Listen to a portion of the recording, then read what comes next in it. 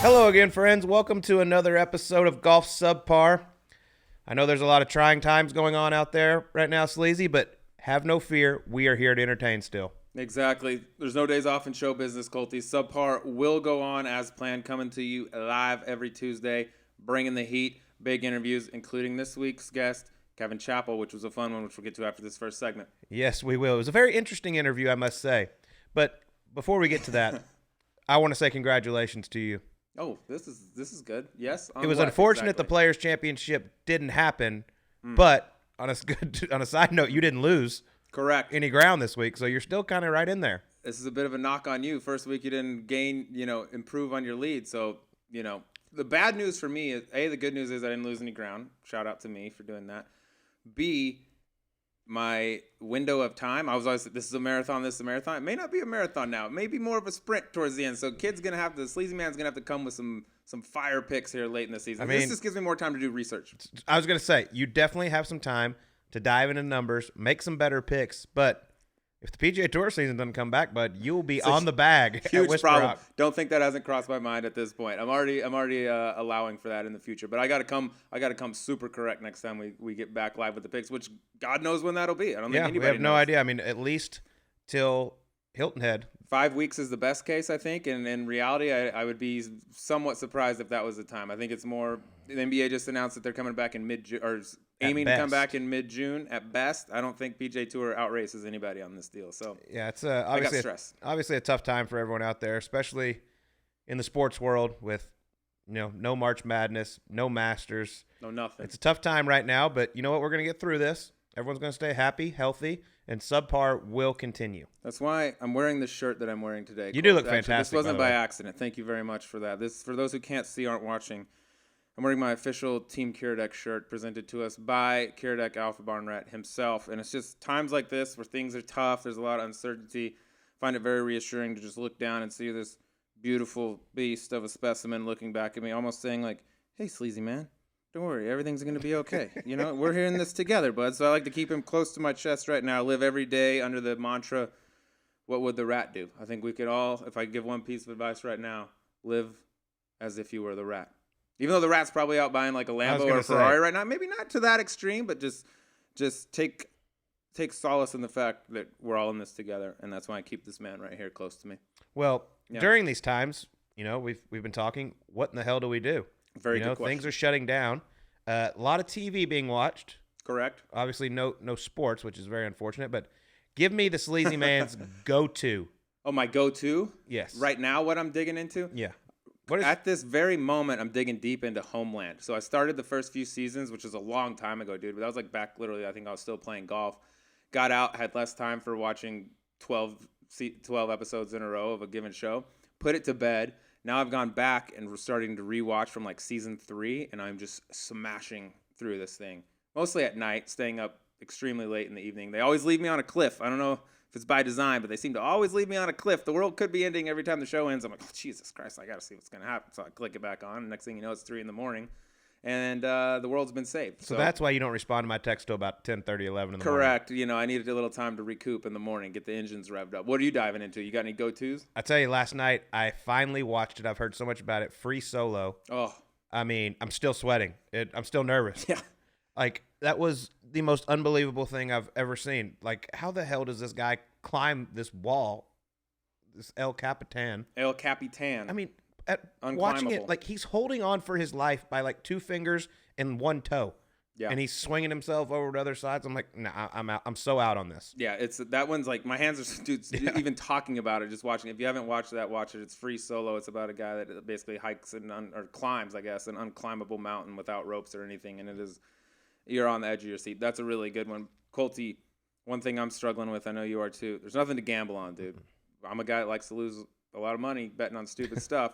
No sports on TV whatsoever. A lot of weird stuff popping up on sports networks, things like that. Anything you found yourself, best and worst things you found yourself watching since this Corona shutdown or whatever you want to call it? Yeah, well, I did. I tweeted the other day that I'm giving up sports gambling for 30 days. Good for you. I really appreciate everyone's support in this trying time. Congrats. Because it's difficult. But it's not easy. It's not. But, it's something I feel like I need to do for myself. Yes. But I will say I was laying on the couch yesterday. Okay. Got a little banged up Saturday night. With That'll happen. Maybe someone that works here, maybe someone doesn't. I'm Okay. not sure. It was a great time, but the next day hurt really bad. But I was lucky enough to find Varsity Blues on TV. Oh, I mean, one of the all-time greats. golden. So that was fantastic. And then not quite as good. I don't know if they were just doing like a football movie, but The Replacements was on as well. Also good.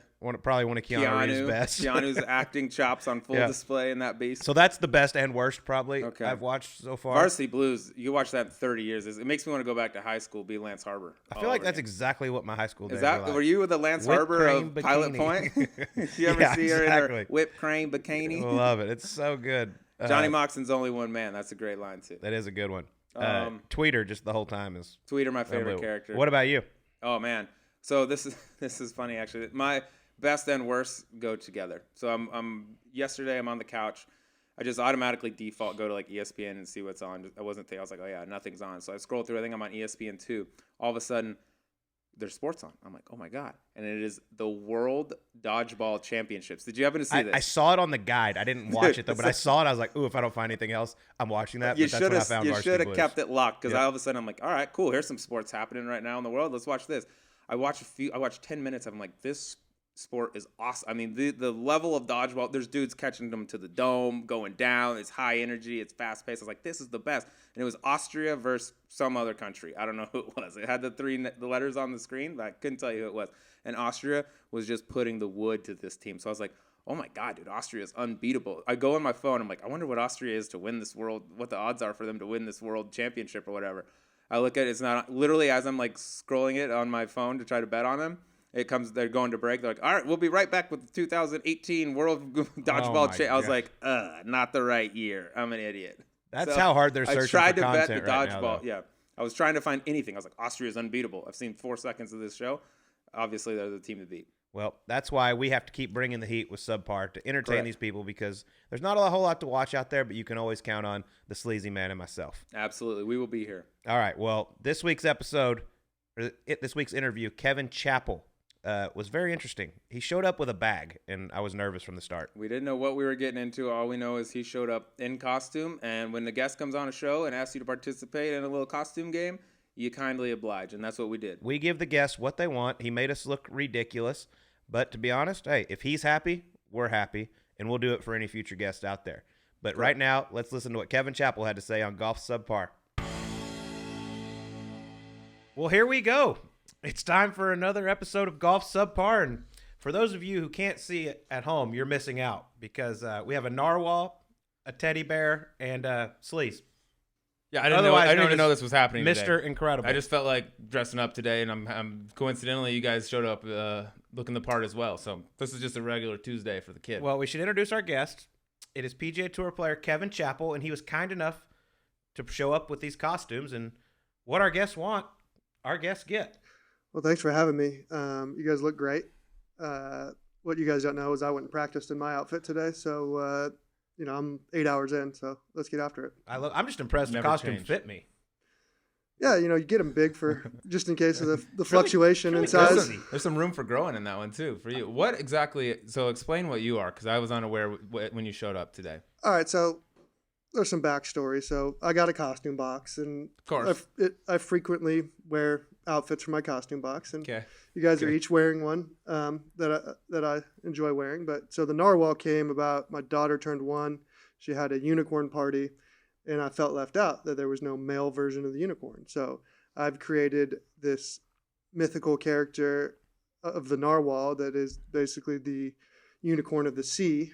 And I have superpowers, and that's how I rocked it during her party. And so I still put it on, and you she loves this. it. This isn't like a real character. I mean, the narwhal is a real thing. Of course, yeah. But the narwhal, well known. But I gave it some superpowers, and it wasn't known as the unicorn of the sea until Chappie. Correct. Yeah, got it. Oh, okay. All right. I love it. Well, thank you for bringing the party favors. Brought a nice bottle of wine to you. You're our nicest guest so far. Kiradek did send us some shirts. That was very nice, but this I feel like tops that. McGord brought a pie, which no one touched, and some flowers from his future funeral. Yeah, what else? Those things will still be fresh. Gary brought nothing. Rom at least wrapped. He brought nothing. So you're way ahead of the game. You're way ahead of the game. Well, I've been able to listen and see what guys were doing. So I always had to one up everyone. For future guests, don't get any ideas. We're not doing anything crazy, but we do like to satisfy our guests. I feel great. I'm gonna wear this every episode from now on. As you should. All right, let's get started. Kevin, started off UCLA, 2008 NCAA champion. These are all the nice things. We'll get to the mean stuff later. Perfect. Jack Nicklaus Award winner, which is College Player of the Year in 2008. I want to get to the start. What made you choose UCLA, and where else were you even looking to go? So I wasn't that highly recruited, played locally in California, and was getting recruited by UCLA, USC, and Pepperdine. And one of my requirements for myself was I wanted to be able to go to big basketball games, go to big football games, and have that environment. And so Pepperdine was immediately out. Great school, but they weren't going to provide that for me. Shit on Pepperdine. I love it. No offense, Pepperdine. You're just not good at anything. I think golf. I think they've won one NCAA basketball game though. Oh yeah. Yeah. That's probably more when I went to school. So anyway, they were out, and UCLA at the time had just finished second and third at NCAA's, and had a young coach, Odie Vincent, that was doing it different. They were on the cover of Golf Digest or Golf Magazine with Golf Magazine. First off, always Golf Magazine. I'm sorry, Golf Magazine with bucket of balls in front of their Johnsons and provocative. Oh, I remember provocative that. cover shot. I had some friends on that team. I was like, this is aggressive. So I liked that they did it different. Obviously, I do things differently, and so I wanted to be a part of that, and so it was an easy decision for me. What's the coolest? Colt and I went to school right down the road from each other, Fort Worth, Dallas. You're in LA, like the hub of where all the action is. What's the coolest thing about going to school in LA? I would think it would be a lot of temptations as a 19 to 22-year-old kid. Yeah, but you come from Fresno. I'm pretty sheltered coming from there, and so I didn't get out too much. Westwood's kind of its own village, and you got your grocery stores, you got your bars and restaurants. You don't really need to leave.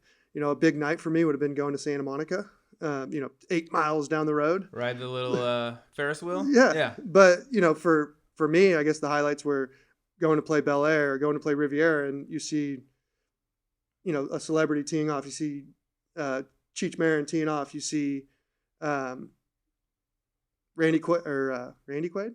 Sure. It's your story. Tell it how you want You see a bunch of celebrities teeing off, playing golf, Chris O'Donnell, and it's like, oh, wow, like I watched that guy on TV last night. So that part was pretty cool. Who were the biggest celebs? It's got to be one of the big perks. Like you're at Bel Air, you're at Riv, you're at all these places where the stars are. Who are the coolest guys you got to know or got to play with while you're there? Yeah, you're not really treated like a member when you're there. So you're getting to play the golf course and you just kind of get to observe them, but you're told to kind of stand in the trees if you're holding someone up. Don't cross your arms if someone's holding you up. So I wouldn't say we were interacting with people, day in and day out, but you got to, see the celebrities. Sharing the same air at least. Yeah, exactly. Walk on the same grounds. You ever date any pop stars or anything like that running around? No. That was like you were there in like the Britney era or something like that. You probably had to rub shoulders with some of these I avoided that back in the day. I avoided that, but I do got a good Britney Spears story from bring it. after college. So I just got my tour card. We got our tour cards together? Well, my second time, yeah. Probably. I lost it my All right, first so time. we had just got our tour cards, and I had to go to rookie orientation, and they did it after finals of Q School, and it was in Florida. Well, the weekend before was UCLA USC football game. So I thought I had some money. I'm like, hey, guys, we got some college teammates together. I said, let's get together. Let's go to this game. I'll get us a suite at the W, which is right in Westwood, and we'll have a good time. So I get the suite. Unbeknownst to me, we get Britney Spears' suite, supposedly. So good work. We have a night, and I remember, getting Taco Bell on the way home, and wake up the next day, and there is black Sharpie marks everywhere. I mean, there's a Chase Lounge, there's a mattress, and there's 15 guys in this 2-bedroom place, but there's couches everywhere. So everyone had a place to sleep, and there's black Sharpie marks everywhere, and I can't figure it out. So we go to the game, we come back, knock on the door, and it's security, and they're like, "Sir, you've vandalized the room.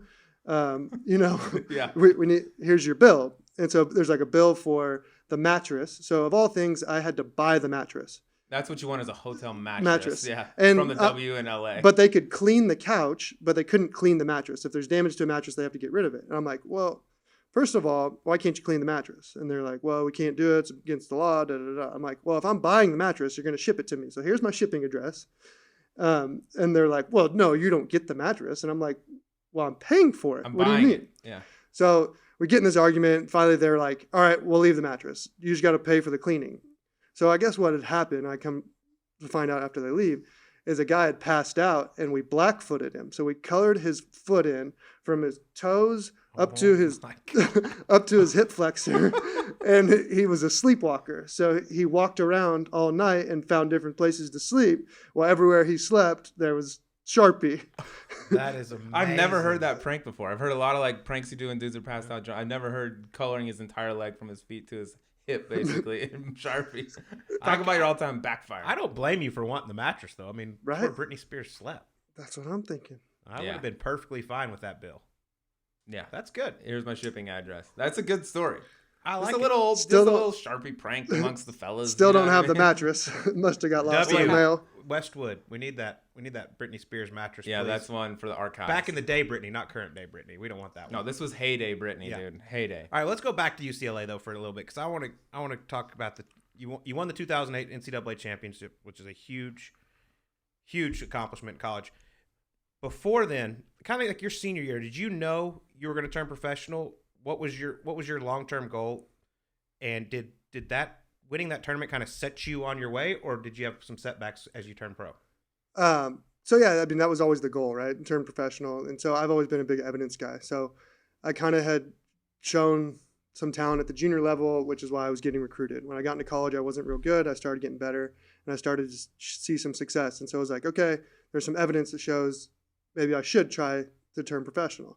And so, that was the goal all along. I wasn't highly recruited by agents, which is a common thing, and promised the world by tournament directors and things like that. I ended up signing with a guy who's a father figure to me, Ralph Cross. He was an independent agent at the time, and I'd known him for a long time. But so that was kind of the plan all along. Ralph was going to represent me. I'm going to go I'll get a few starts based on my resume. Then I win NCAAs. So, obviously a great accomplishment, but probably set myself up for failure in the sense of I thought that was going to get me X, Y, and Z. I thought it was going to get me all these starts. And so it's kind of frustrating getting started as a professional because I didn't get the starts. And it's like, man, I'll just sit on my hands until they let me go. And when they finally gave me some starts, I didn't play any good. I was terrible. Missed it first stage of Q school. And that was, a nice slice of humble pie.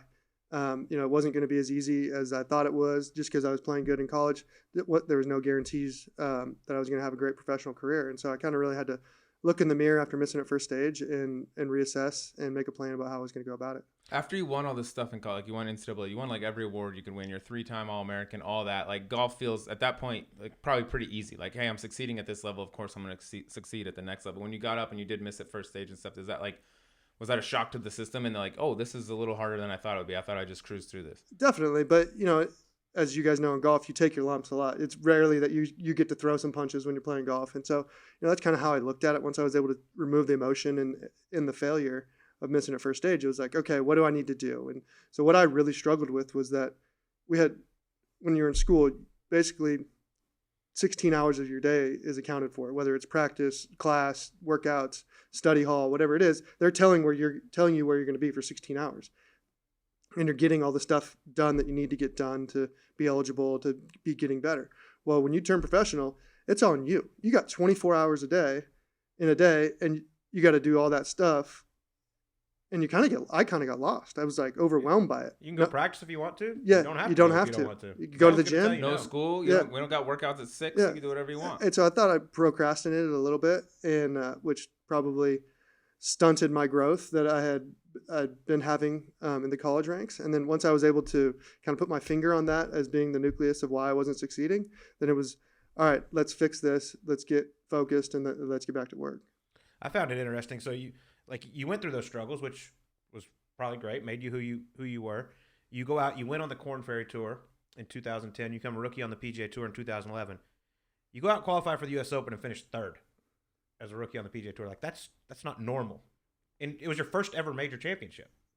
Yeah, so I've been asked about this recently, and from what I recall, I qualified and get to the U.S. Open, and I get like the last tee time off the backside on Thursday. And if you recall, that was the U.S. Open that Rory won at Congressional. And so I think he had posted 7 or 8 under before I teed off. And so I was like, oh man, we're Here we go. Here we go. I'm in the U.S. Open, first major. I'm 8 back before I tee off. And I got a 230-yard par 3 downhill over a lake. Okay. And so I got into the round, and I wasn't playing real good, and I kept looking around. I'm like, there's no one out here. This is the U.S. Open, and, I'm on the wrong side the last tee time. Of course, there's going to be no one out there, right? And so I think I shoot 3 or 4 over par. And Friday, I tee off, and I play in the course the right way, but I'm last off in the morning.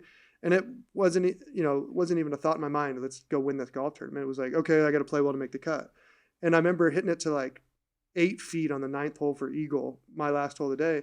And I'm like, man, this is a pretty good round of golf. I think I was going to shoot 4 or 5 under par if I made it. And I didn't make it, tapped in, look at the leaderboard, and I'm like, oh, wow, I'm like right there. And, in like 20th place. And I just moved up the leaderboard on the weekend and, never really had a chance to win. Did you have the nerves of trying to win a golf tournament? But, it was basically we were all playing for second. And I finished third. So I finished the shot back and finishing second. Like 8. Yeah. So, I did as good as I was going to do in the situation. But that's still incredible in that situation. I mean, your first ever major championship. I mean, you got to be granted, you looked at the situation and were like, oh, wow, this is not that many people out here. I'm just playing golf, hanging out. And you go out and you finish third, get you in the Masters. First off, you've had 4 top 10s in majors, which is just, pretty awesome. I think you played 19, which is a pretty good percentage. I mean, what is it about major championships? I mean, you've always been known as a great ball striker. Does that allow you to show your talents in major championships where ball striking is more important than, say, like a regular tour event?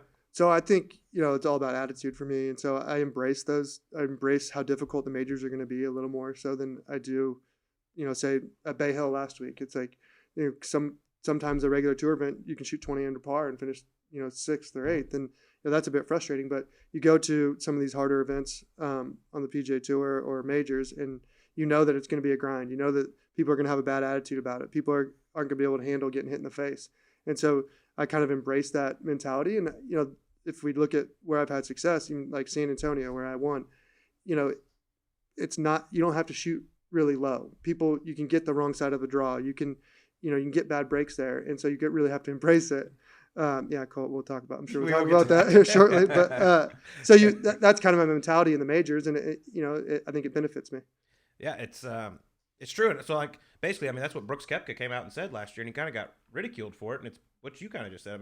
Half the people psych themselves out before they even start a major championship. I'm better than the other half. So all I got to do is beat this small sample size of guys. It's kind of his theory. And he got killed for it, but he's 100% right. Did you just compare me to Brooks? Well, no, you kind of said the same thing. You're both kind of unicorns in a sense. You know what I mean? Yeah. I appreciate that. You're welcome. Yeah. That's the nice. We're here to make our guests feel comfortable. But I think what Brooks is saying is right, and obviously he's had enormous success in majors and made a career playing well in majors. But yeah, I think if you go into it with a great attitude, you're ahead of the curve, and then understand that you're pretty talented. That's why you're there, and to rely on your strengths and try not to expose your weaknesses as you compete in those events, and you're going to have success. You've been like really good in U.S. Opens specifically, right? You've been like low American, I think, a couple times. We talked about Congressional, how good you were there. Is there something specifically? Is it like the U.S. Open type of golf suits your style of game more so than other majors, or is it just like, hey, this is the epitome of the hardest setups in golf, more or less, and that's what I like when par is valued? I enjoy that. I'm not going to speak from statistics because I don't know it, but typically I drive the ball fairly well. So that's going to give me an advantage in a U.S. Open style where there's rough. I'm going to hit fairways. I'm going to hit it far enough to where I can to score from those positions. And then I think I consider myself a good par putter. So, I take pride in not making a lot of bogeys or, trying not to make a lot of bogeys. And so making the 8-footers to keep momentum, making the 10-footers to make the turn and feel like you can springboard off of that. And so I think I do a good job of that in those majors. Why a good par putter? Like, what's the difference between an 8-footer for par, 8-footer for birdie? It's a putt, right? It's an 8-footer. Why are you saying you're like better at 8 to 10 feet for par than you are for birdie? I don't know the stats again. Right? Yeah, I don't know the stats again, but I just think I take pride in it. It's like, hey, I really enjoy having a bogey-free round or, limiting the bogeys. And so it kind of grabs your attention and you're like, all right, I'm going to hone in on this. I think you're right. I think it's the concept of, I don't want to give away a shot here. Yeah. It's like, yeah, it'd be great to pick up a shot, but I don't want to give away one here. And it just seems like you go into that much more of a focus on the par putt. Like you hate making bogey more than you love making birdie. 100%. That's right. You get way more mad walking off the green after making bogey than you are happy when you make a birdie. That's right. That's weird though, Expect to right? make It's like an birdies. 8-foot putt should be an 8-foot putt, but it's like mentally, it's for whatever reason not the same. Because there are guys like Tiger, for instance, was the best par putter in the history of life for forever, and it was like every time for par, I was like, "What's this for par? Oh, this is definitely going in." Yeah, I think that's spot on. Yeah, So good point. Speaking of making bogeys, Chap and I were paired together at one of his favorite tournaments, the Valero Texas Open in 2016, I believe. A nice calm day in San Antonio. So this is great. So we get paired together. It's me, Chap, Brendan Grace. We're off in the morning on Thursday. Brendan Todd. No, it wasn't. It was Brendan Todd. I will Oh, here bet we you go. anything you want on this. We will figure this out at some point. Then we got a producer in the studio that can figure Name this out. your bet. I will wear this for the next month. Oh, please get this right. Are you sure right now, Mr. Unicorn? Well, hold on. You name what I get. If Hold on, let me think about this. Because I've played with both of them there. I played with Brendan Todd in the final round the year I won, or Brendan Grace the year I won. And I played with Brendan Todd, and he made a debacle on a hole that you're going to talk about, and then still almost won the golf tournament. I'm just gonna. And so maybe say, I'm getting my information a little mixed up here. But go ahead. So continue with I'm your just gonna say story. the bet is on the table. If Okay. you'd like to challenge. Continue with this. your story. Listen to the grizzly. He's a Yeah, wise bear. the teddy He's bear. a wise bear. So, anyways, we get paired together. My Okay. mom flies down from Dallas to watch us. I'm so excited. I'm playing with Chap and Brendan Grace, who I actually really like as well. So that's why Okay. I knew I enjoyed the pairing so much. If it had been the other way, I probably wouldn't have enjoyed it near as much. I feel like Colt would remember this round more than I you remember this everything, round guys. Just for It's yeah. true. Well, anyways, it's blowing 97 miles an hour. It is absurd. Like, we shouldn't even have been out there. Do you agree? Agreed. And so this is when I was battling my thumb and all this, and I was about 9 over through 7, I think. And on the third hole, I handed my mom my credit card and said, "Book us a flight home to Dallas." I I love outta here. those. I 3 know holes. I think those I started rounds. off double, bogey, triple. I was 6 over. All through 3. right, I'm you're like, right there. I'm out of here. It was so ridiculous. We get to the 9th hole, and I knew I was done. I'm going home. And they moved the tee up a little bit, but the 9's like 490. They moved it up to probably like 450. It was stupid. It's blowing 50 in your face. And I see Chad Campbell up there, and it's a tee shot. I'm like, he literally looks like he's from me to the wall off the tee. And I'm like, I got to see how far this is. So I pull out my laser. They're like, don't tell us because we don't want to get DQ'd or anything. I laser it. Chad Campbell is 195 yards off the tee. Okay. And so Big I move. tell him about it afterwards. I was like, or the next week, I was like, dude, I lasered you on 9. Your tee shot went 195. He goes, well, I was 10 yards ahead of Dudley Hart. So it was something like 4 guys or 6 guys out of our wave made the cut. I flew home to Dallas, land, and turn on the TV, and there's the Seagull, Charlie Hoffman, putting for birdie to shoot 5 under, and there's 0 wind in the afternoon. It was the most ridiculous thing I've ever seen. And then we go on to the next year, and Kevin Chappell gets his first PGA Tour win at that very place. So I'm going to fact check Colt here. Fact check his ass right now. So it was 2015 where this happened because 15? in 16 I contended.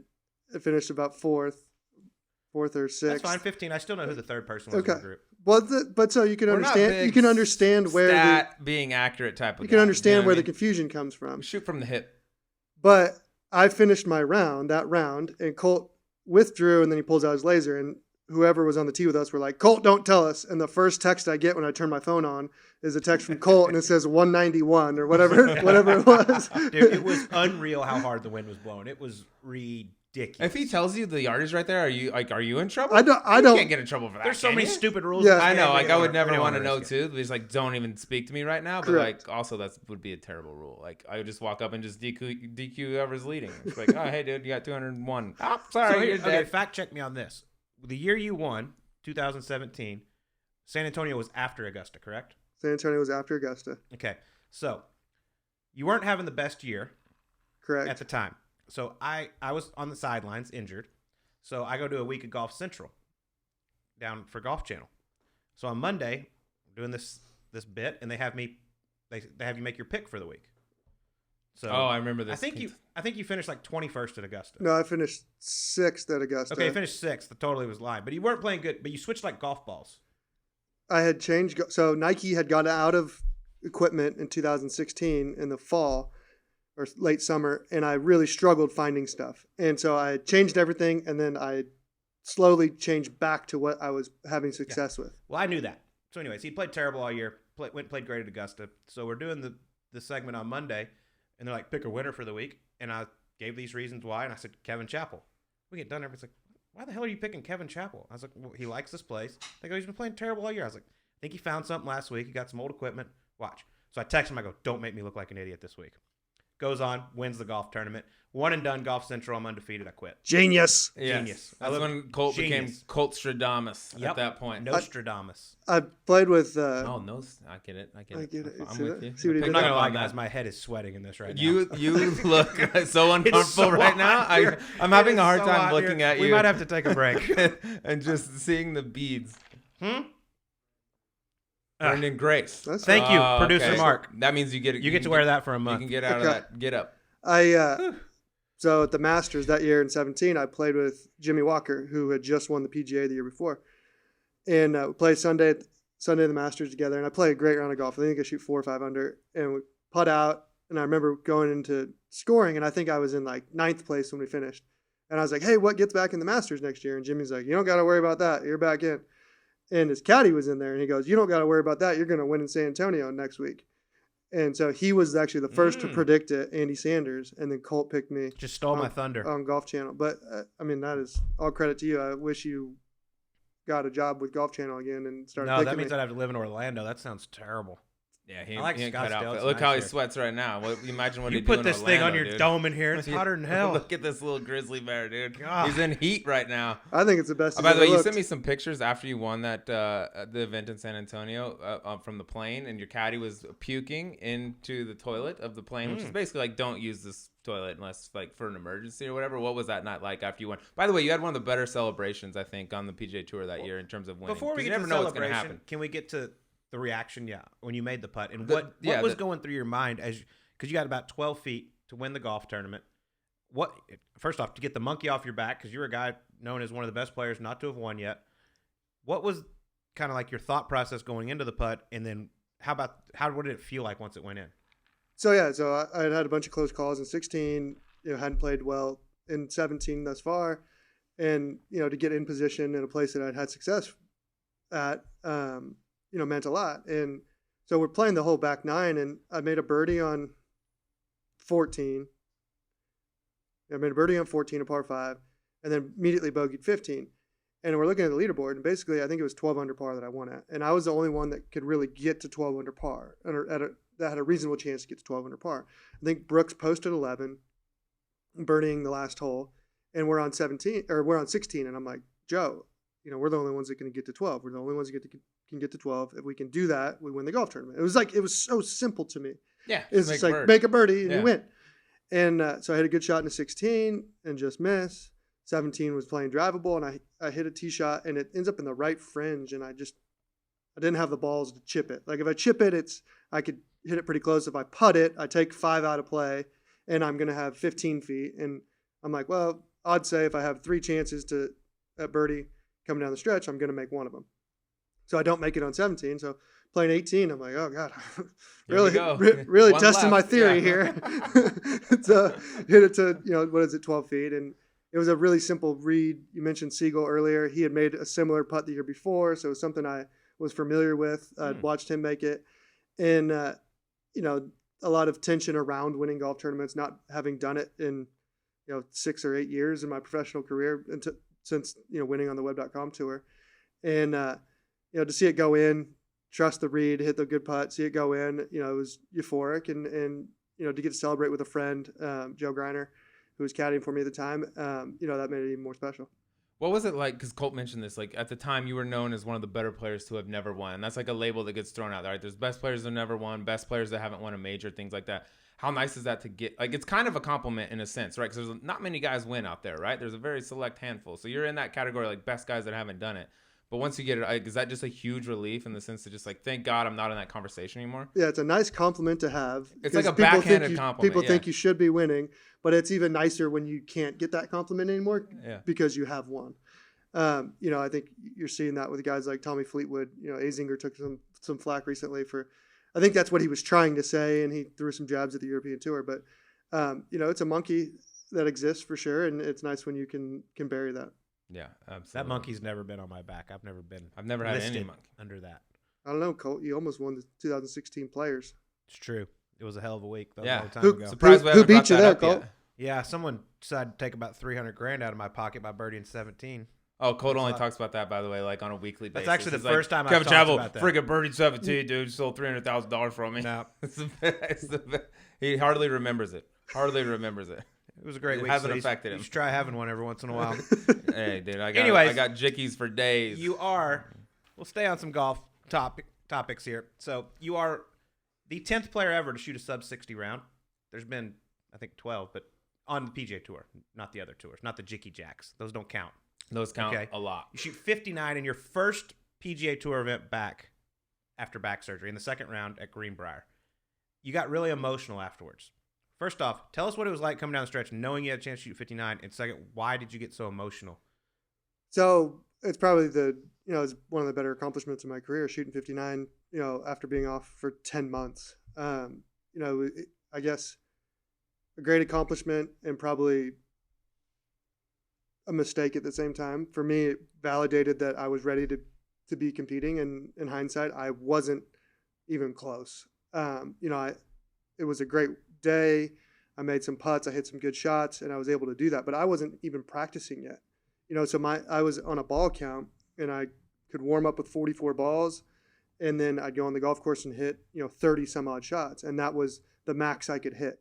And so I was, I'll say, ignorant enough to think I could compete on the with the most elite golfers in the world, only practicing that much, and it kind of validated that, but also it was some false validation. And so a great accomplishment, something I'm very proud of, but it's probably sent me in the wrong direction in the comeback this far. But I think I'm able to practice now. I'm proud of where I'm at, and looking forward to this year. But the reason I got emotional is there was just so many people involved in my recovery, so many people that sacrificed so much time, that gave me so much time, advice on the road back, and I just couldn't help but think of them. I mean, my family first and foremost, my kids. My daughter at the time was 2 years old, and she's telling me, "Dad, go lay down. Dad, go lay down," after having back surgery, because I was only allowed to take so many steps. And it's like, man, like, how does my 2-year-old understand that Dad's not supposed to be walking and that she can tell me to go lay down? Or my wife, basically, the reason I ended up having back surgery, she carried me through the Phoenix airport after Mayakoba in 2018 because I couldn't walk anymore, and then that was kind of what snowballed into me having back surgery. And so it's like, man, there's so many people that sacrificed, and to have that success, be in that small fraternity that shot 59, I couldn't help but think of those people. Coming off like an injury like that, which we've seen it like derail careers before, right? Like that's a big surgery. That's a lot of time off. It's kind of like a lot of question marks. What if I come back? What if I don't come back the same way? During that time when you're down, does your mind wander as a player, being like, all right, what if I don't come back like I am and I can't play at this level anymore? Do you start thinking about like, what do I do next? What's the next thing? Like I would imagine that has to come in at some point. Totally. And, I've tried to be fairly smart with my financials and understand that, okay, I think I'll be okay for X amount of years if, this golf thing doesn't work out. And so you give yourself some insurance by having an understanding of that. And then, for me, I tried to engulf myself in the game of golf while I was out and learn. So, I watched a lot of golf. I watched a lot of TV coverage. I'm like, how can I learn from how John Rahm handles himself under the gun? How can I learn from Justin Thomas being an elite closer? How can I learn from Tiger Woods, how he came back? I texted Tiger multiple times, and he gave me some great advice on coming back. And so I was able to use that and pull from what I was watching on television or what I was experiencing in my rehab, and really feel like that was creating momentum in my career, even though I wasn't competing. Right. Did you ever think to the point like, okay, if I come back and I'm not the same player and the golf isn't in my future anymore, did you ever think like, what's next? Like, what am I going to do? Like, did you ever have a backup plan, I guess, essentially? I feel like a lot of golfers don't, but maybe like when you're in a situation like that, you come up with like, oh, this is actually something else I'd like to do. I've never been a big backup plan guy. Like golf was always plan B as well as plan A, but so no, I didn't think of that, but obviously your mind wanders and you get negative. Even, playing golf, it's like, man, I've missed however many cuts coming back, and it's like, well, okay, what's next? And, golf's what's next, and you get to work and you figure it out, and you got to understand that maybe I'm not the same person that I once was, and I got to figure out the new formula to get back to where I want to be. Yeah, stick to golf, please. Don't come at our job. We need this. Yeah, this is all all we we got. have. We're This not is good. all we got. Colt's pretty good. I'm not good, but we need this. So just keep playing. Like Just keep doing Draymond what coming you in do. Barkley. Like, we don't want that, okay? You stay in your lane. We'll stay in ours. Yeah, you keep making tweets. We'll keep talking about tweets. It'll all be good. I know got what I you. mean? All right. Is it time to get into a little Let's fun get stuff? some fun stuff. Yeah, I like the fun stuff. Like there's a lot of real. Golf's this is, cool This and is all, more but- serious than we've been, especially Don't for a be man trying to dressed as a creep on my unicorn questions and a over teddy here. bear. Hey, I'm ready for anything. I got a question for you before we kick into some other stuff. So you're a Fresno, California guy, right? Born and raised there. There's stereotypes for like Southern Cal people, right? They're like, hey, bro, what's up? There's the surfer dudes, they're all that. Then you got the NorCal stereotype, which is like, I'm the outdoorsman, granola eating, tree hugging type of dude. What's the stereotype for Central Cal guys like you? So And Nick Watney. first of all, Yeah. we're not accepted by either side. I was about to say, you're NorCal kinda like the or outcast. SoCal, right? So we are the outcasts of California, the armpit. But a staple of a Central California guy is the word hella. So y'all created hella? hella. That was So- the worst thing that ever happened to the English language in the history. so, Awful. So Fresno represent hella cool, bro. There you go. Hella. I was about to say use it in a sentence for those that may not be familiar. You're like, yo, man, I'm hella drunk. You know what I mean? Spot on. Exactly. Okay. Spot on. So you All right. say hella, but you're a huge Garth Brooks fan. Blame it all on my roots. Ooh, we Oh, can do that. I hey. showed up in boots. Oh, Ruined your black tie affair. don't even have to request Questions? it. Don't we even didn't have to even have request to. it We didn't have because to you ask did it. for it. We didn't even have to ask for it. Wyndham Clark totally got stage fright, couldn't handle it. Yeah, he's not built for the stage yet. All right, so is that favorite Garth? I was going to ask, what's your favorite Garth Brooks song? Yeah, that would have to be a good one. Rodeo, I think, is a Yeah, great good Garth Damn Brooks Bell song. Rodeo. Because you know what I do with that song? I always relate it to golf.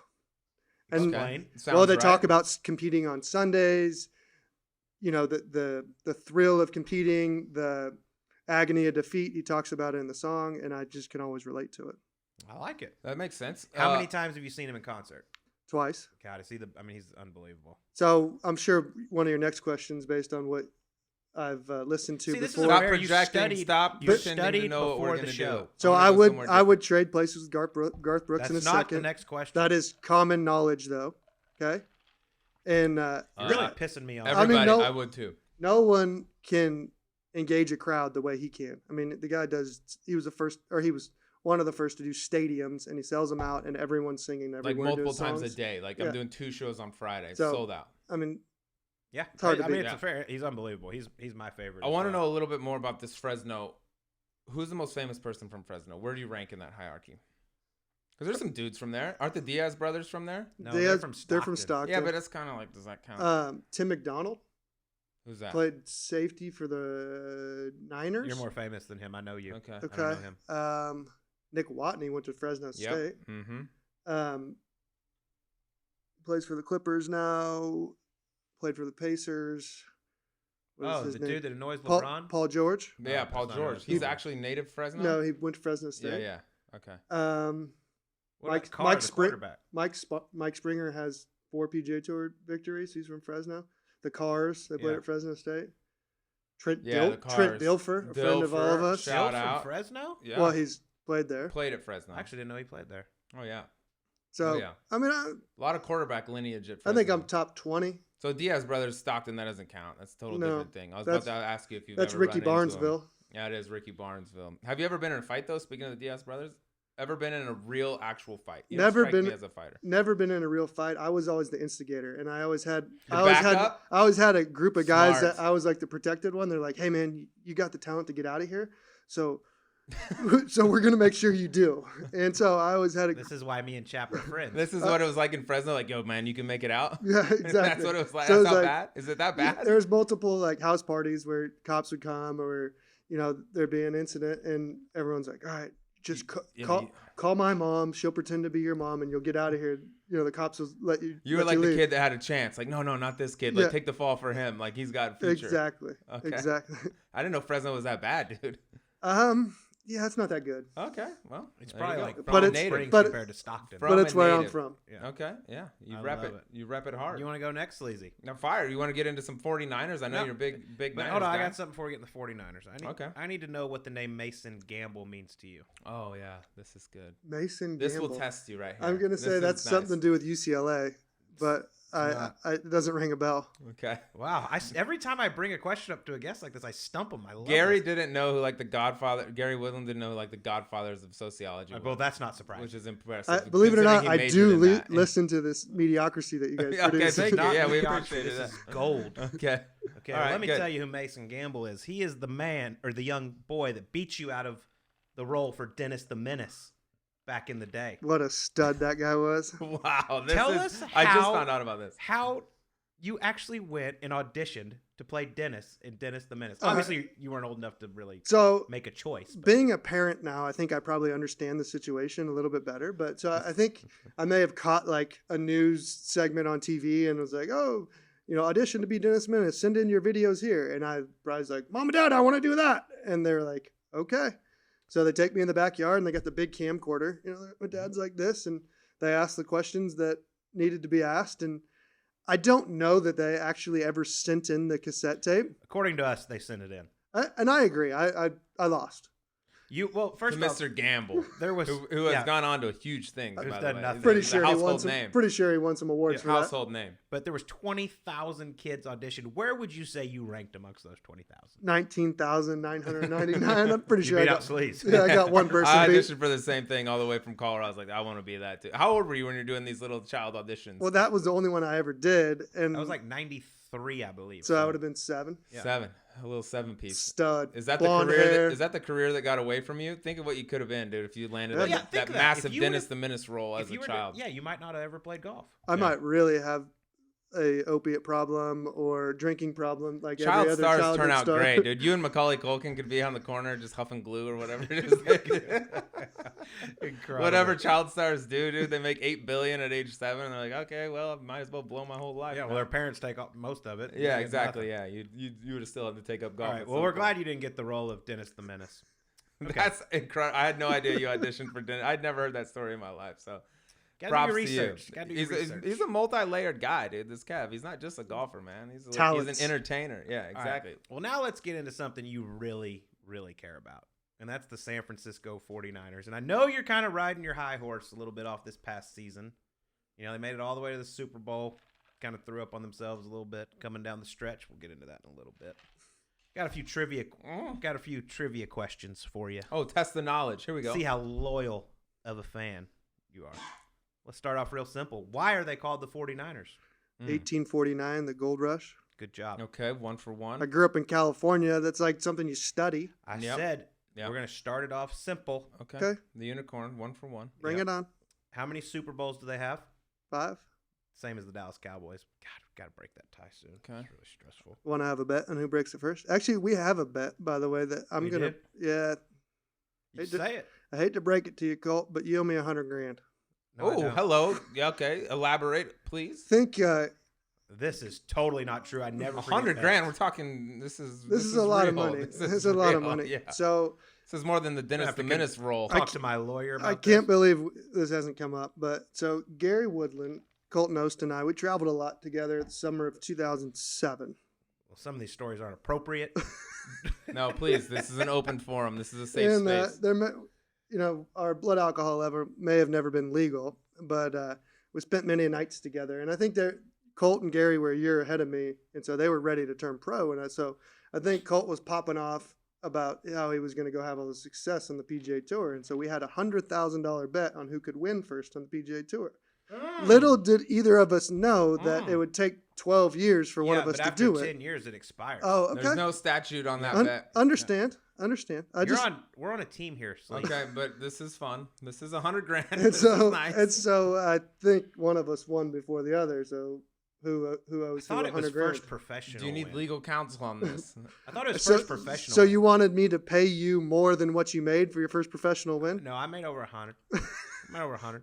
Okay, quick 100. So you're in debt 100. Back That's a to bit the of an trivia issue. questions for the. Oh, yeah, San let's get back to Francisco the Niners, 49ers. but the Grizzly Bears down 100. That's- Yeah. He's gonna be down Ooh, for the that's rest of the stressful. show. I'm All right, we're working gonna have for to bring free. this thing home. All right. Bill Walsh. Sorry. Yep. There you go. Legendary coach for the San Francisco 49ers. What was his job before he came to San Francisco?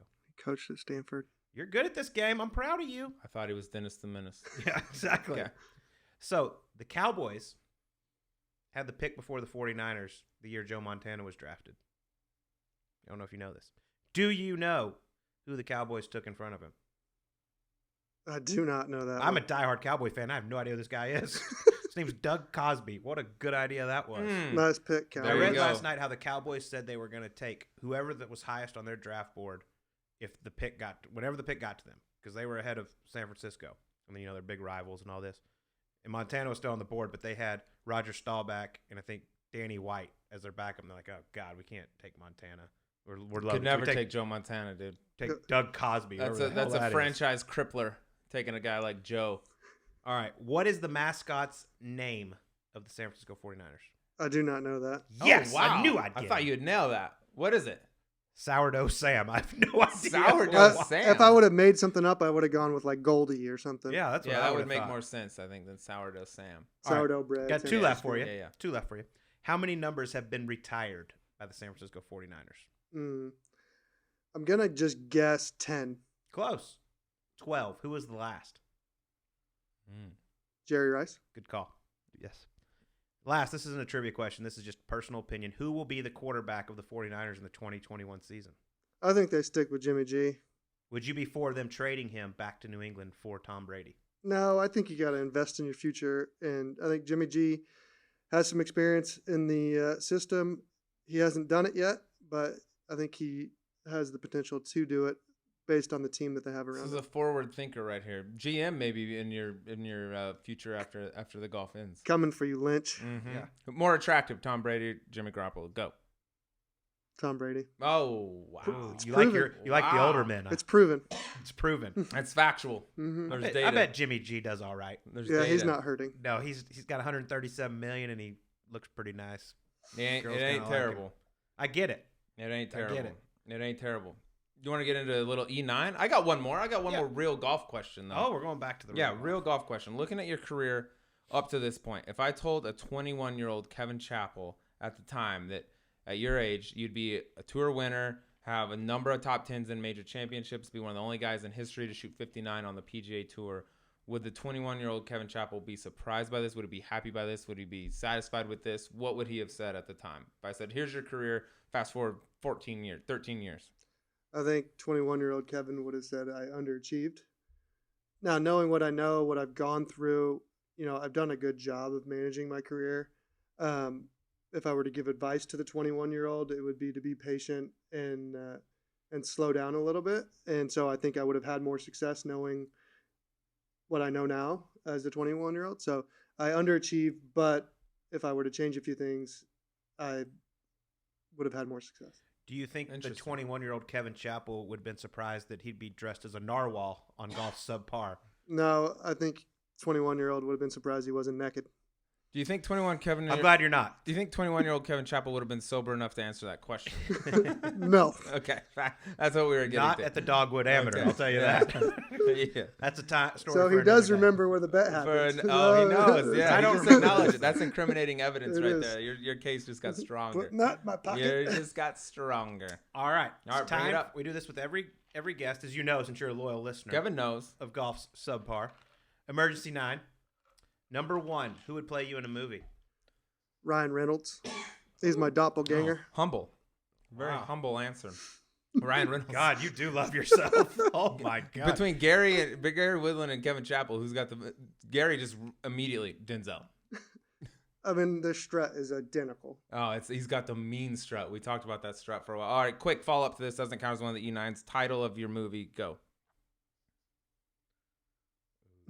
Stumper. It is a stumper. Fresno's finest. No, it's something about a broken back. Not Brokeback Mountain. well, but- that was just too Not much. Brokeback Mountain, That was but- just too much. that's- my Oh, neck, it's my worked out back, really my well. neck, and my Okay. back. The man behind the beard. Okay. All right. You can work on that's a working title. We'll work into that. All right. 2, celebrity crush as a kid. As a Kid kid. or now. It Ooh. doesn't Or matter. now, if you got All one. right, so I don't want to cause any problems in the home front. let's go now. Okay, good. This is, and you got to go on a little ride with me Oh, because I'm ready. it's a I'm character. buckled up. It's not just a person. It's Is she real? a character. Oh, it's the fictional character? No, this is a real character. Oh, Is okay. it go. a mean, she female played it- narwhal? No. Okay. So Kristen Bell Okay. I know. in Kristen Bell. the show House of Lies. Oh, really? That exact character. That exact character is my number one. I gotta the look this pinnacle. up. My wife Elizabeth knows about her. We have. I was a about deal. to say, is your wife aware that? Yeah, you we have a this deal, and she's always oh, like, that's a deal. Is that Yeah. like the hall pass Yeah. type of scenario?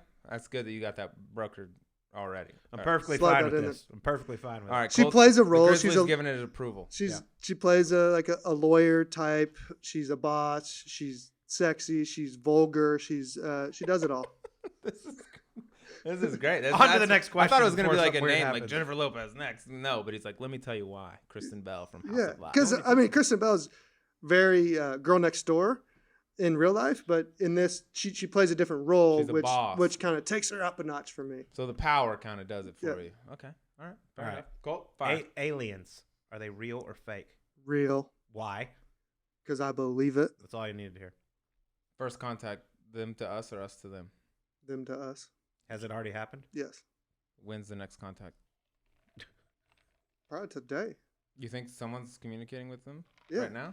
Area 51, man. Are you a guy conspiracy theory guy? Big conspiracy theory guy. That doesn't surprise me at all. And you're from Fresno. That's like a hub for where like weird stuff happens. I'll get in these dark states, Yes. and I'll be like it's 4 a.m. I've just watched YouTube videos for 9 hours. I get it. What am I doing? You are preaching to the choir. Yeah. Call me next time. We'll compare some videos. I got Okay. some ideas too, dude. We'll Perfect. tackle this together. All right, number 4.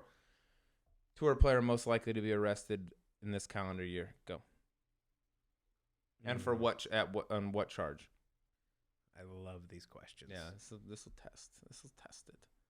Look at the unicorn. The wheels are turning. Someone's gonna get a DUI this year. All right, who do you think it might be? Who likes to get behind that wheel I can't- after a I couple mean, pops? I'm not gonna say it. You're my favorite. Number 5. What's the nerdiest thing about you? Probably my costume box. That's pretty perfectly nerdy fair. actually, and it's already been kind of aired out. But yeah, Yeah. that's good. What's the like? Is this a weekly routine? Like, how often do these things come out? You just does your daughter come home and you're like, hey, guess what? I'll be honest, spaceship. I'm very fortunate I have 2 homes, and my costume box in Seattle is a little stronger than Scottsdale, but Scottsdale's strong, and we have a lot more like areas we can walk to, bike to, short commutes to, and so like I'll wear a costume to Starbucks twice a week. Oh, that's getting it done. What do people say? That's Do they dad say of the anything? year stuff. I mean, you're up in Seattle. It's kind of probably It normal. is pretty normal. Yeah. But I If mean, you're wearing, like, people a have a shirt. laugh, and I'm like, oh, what are you laughing at? One of the funny stories about costumes is Wyatt and I, my son, we at American Express in Palm Springs this year, took the afternoon of Wednesday off. We went to El Paseo, and I'd found these wigs at my in-laws' house. My in-laws have a house there, and I have no idea why these wigs were there, but I put one on, and my son's like, Dad, take that off. Take that off. What are you doing? And I'm like, and because it bothered him so much, I Of course, naturally you keep leave it on. Yeah, you have to embarrass your kids. And so by the time we left the house, he had one on. And so the two of us are wearing wigs. And so we would sit like in front of these storefronts where my wife and mother-in-law shopped, and I would record him talking to people. And so he'd like these group of girls would walk by and be like, "Hey, ladies," and they'd say hi, and then if they didn't comment on his wig, he'd be like, "Dad, we got him."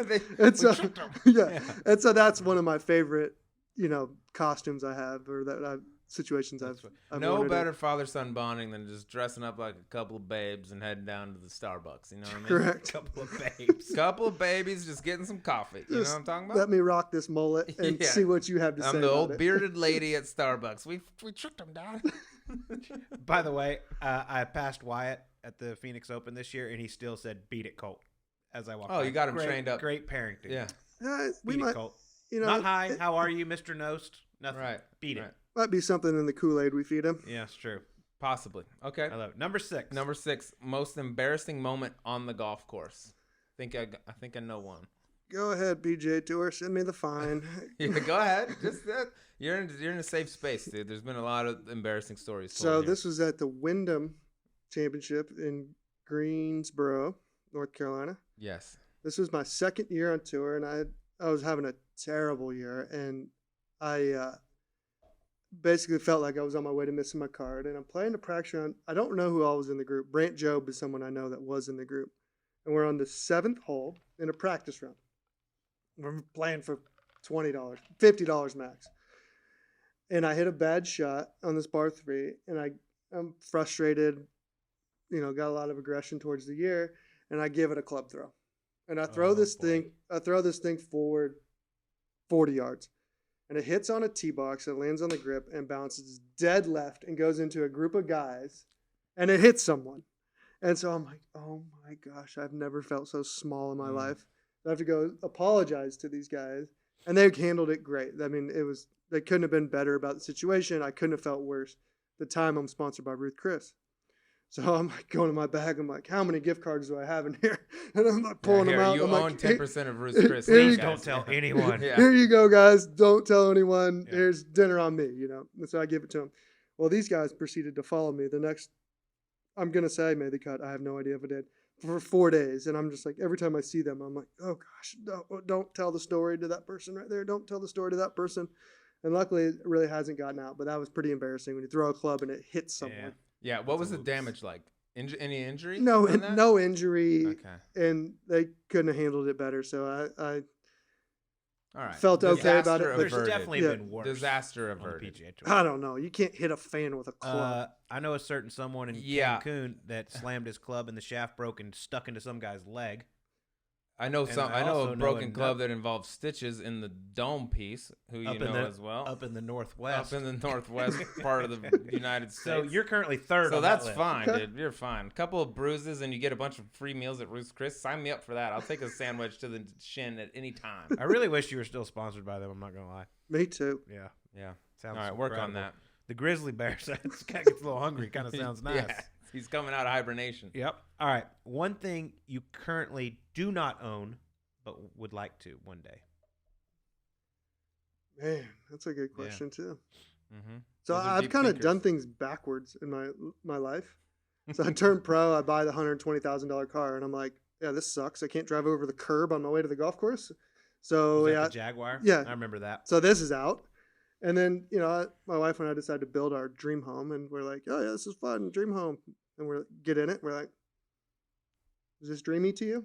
Cool. No, not Still really. feel the same. yeah, Yeah. still feel the same. Okay, let's sell Just that more too. broke than Yeah. it was. Yeah. Let's sell that too. So I'm not really You already selling the house in yeah Washington? coming back, Colt. Oh my I'm god. coming back. Oh boy. You are a little reverse career guy. Yeah. You spend all your money early on all the flashy stuff, and then later on you're like, I don't really need all this. Yeah, so gear. I'm trying to figure out what I need in life. I know I need time with my family, and it's probably going to be experiences. So I'm going to join one of these like vacation groups, like an Inspirato. Inspirato, Yeah, yeah. Inspirato. Follow me. yeah. Shout Shout out. out Yeah. at your bro. Mm-hmm. It's a good plug right now. Hella nice. It's a hella God, good no. deal. Yeah. Nice. But first off, you seem like you are completely responsible with your money compared to some of our previous guests, aka the Rat, Oh, dude, Who- Barn Rat. who earns $1 He's on and spends full $7. send. Full Yeah, send. just having 2.5 humans that I'm responsible for.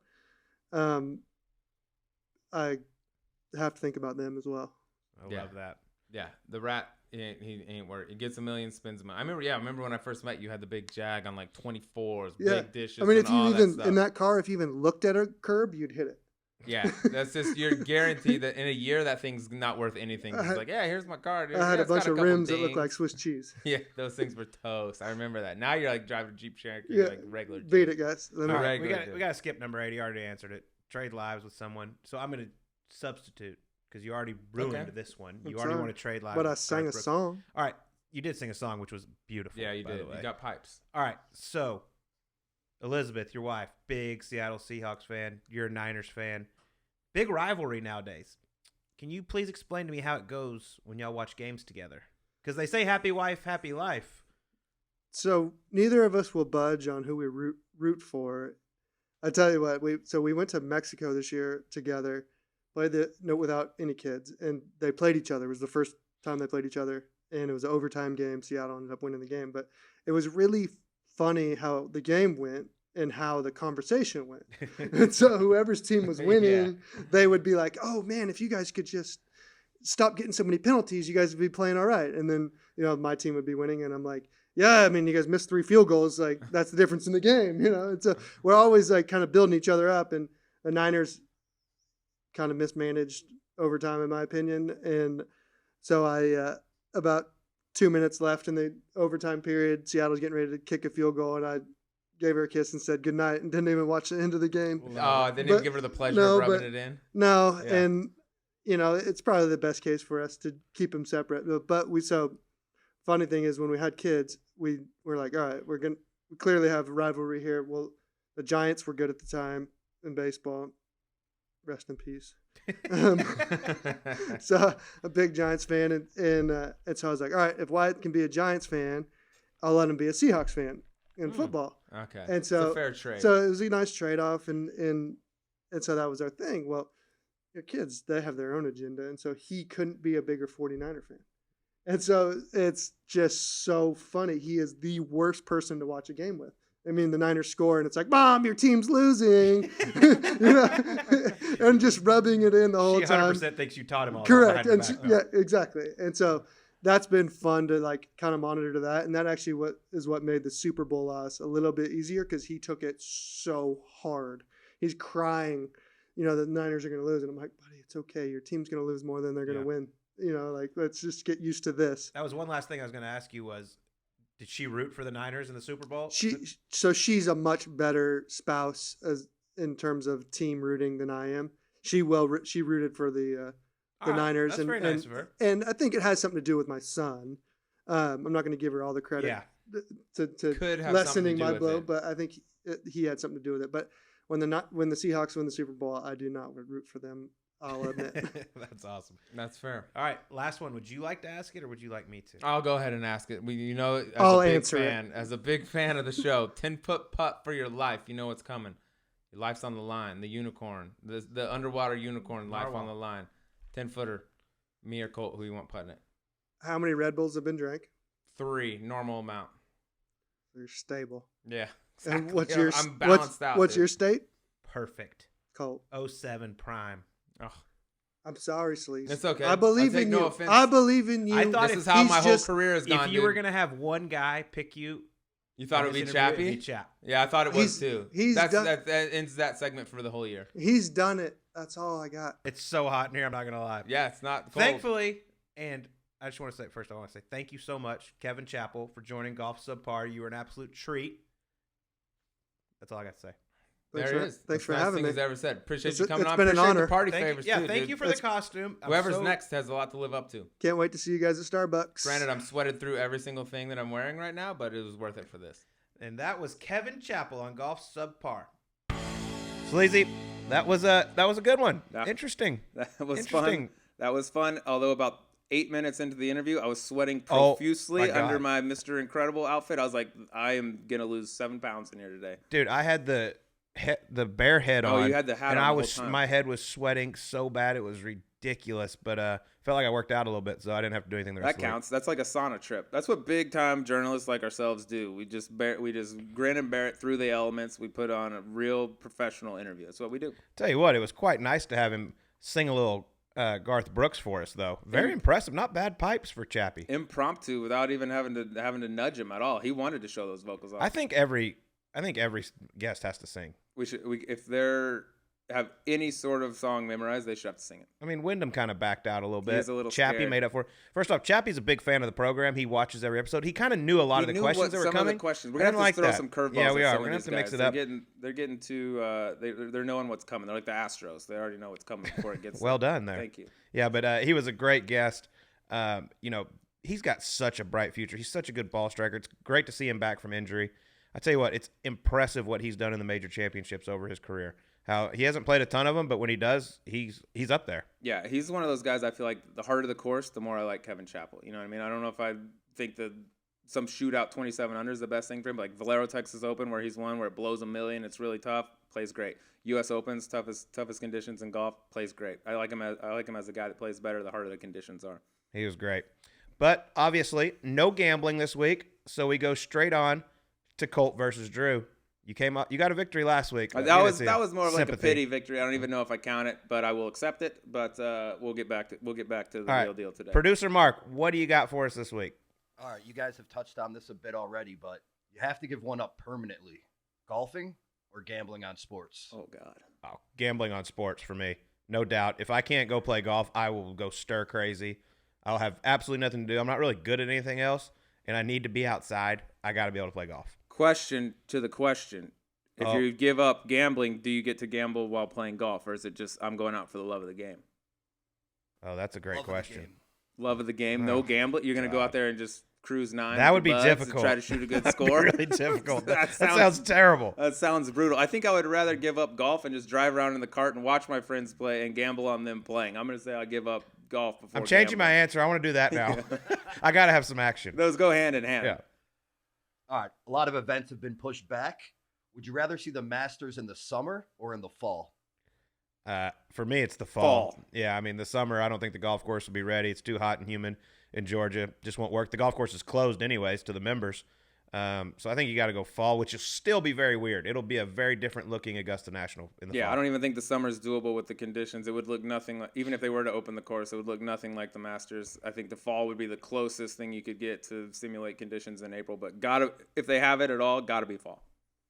All right, little interview sneak peek.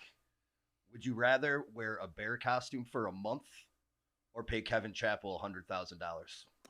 Well, seeing as I don't have $100,000 to pay Kevin Chappell right now, I think I'd opt for the bear suit, and I could probably just get on with it. Might be something I develop into liking. I've worn weird stuff in public before, so I'd go with I'll go with the bear trap or bear costume over $100,000 quick. I totally believe that, and I actually agree with the sleazy man on this.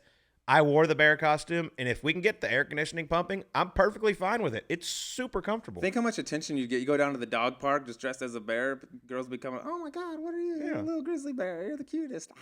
You know, it's a nice little attention getter. I don't understand what that part is. That was like you being a bear. Yeah, pet me. Okay, yeah. Perfect. All right, with no sports on, you can only choose one thing for the next few weeks: Netflix or YouTube. I got to go Netflix. As a guy that loves to go down the YouTube rabbit hole, I get into some weird stuff. I'm a big YouTube guy, but if I got to pick between the two in this trying time right now, it's a lot easier to watch 5 hours straight of Netflix than it is to watch 5 hours straight of YouTube. I hate agreeing with him, but he's 100% right on this. I don't watch a whole lot of YouTube unless I'm checking out Golf Subpar because it's fantastic on there and we look amazing doing it. Smart. But Netflix, I mean, there's so many options. There's so many great movies. Obviously, you can binge watch TV series. I love Netflix. Couldn't do without it. All right. This is going to be the deciding one. Okay. Who would be the better person to be quarantined with, Colt or Drew? At our house? Yes. Well, we both would be great. Yeah. And both very good. And I love Sleaze's daughter, Palmer, but the only thing at my house, there's no screaming baby ever. So that's always a bonus. If you need to take a nap, no problem. 100% agree with Colt right now. There's way too much external noise going on at my house that it's hard to get. Even if you have the time to sit down and binge watch something on Netflix, it's hard without getting interrupted 4 or 5 different times during a show. So I might volunteer right now to quarantine myself at Colt's house. I know there's going to be booze. I know there's going to be some food. I know there's going to be a couch there with my name on it. So I'm volunteering myself right now to quarantine with Colt. All right, that's a great answer, Drew, but I simply can't reward you for abandoning your family. So Colt is going to be the winner. Perfect. I'll take it. I'm back. Okay. I love it. That's actually fair. Didn't think about that. That's a bad look. I take back everything for all my family that's listening. Nope, too late. The decision has been made. Colt is this week's winner. Well, Sleazy, next week's episode is one of my favorites that we have ever done. We have our first Hall of Famer. Correct. Our first non-golfer. Correct. And just a beast of a human. Mm-hmm. The great Brian Urlacher joins us on Golf Subpar. This was fun, man. I know, you know him a little bit. I've been around him at times. Didn't know him super well. He came in with more energy than you and I had for this thing. He was ready. He was chatting like a little schoolgirl. We could have gone on for 2 hours, I think, with him. He was a 10. He is an awesome, awesome dude and loves his golf. Still looks like he could suit up and go play for the Bears right now. He is a monster. Without question. You get a better appreciation for these dudes when they're sitting right next to you. I was like, oh my, this dude could snap me. We're the same species. Yeah, we're the same. We have the same DNA, something. This roughly, is weird. Which is terrifying. But it was a fun one. Please tune in next week and watch. It is going to be great. But until then, please stay healthy, everybody out there. We're going to get through this. Everything's going to be great. We'll see you next time on Golf Subpar.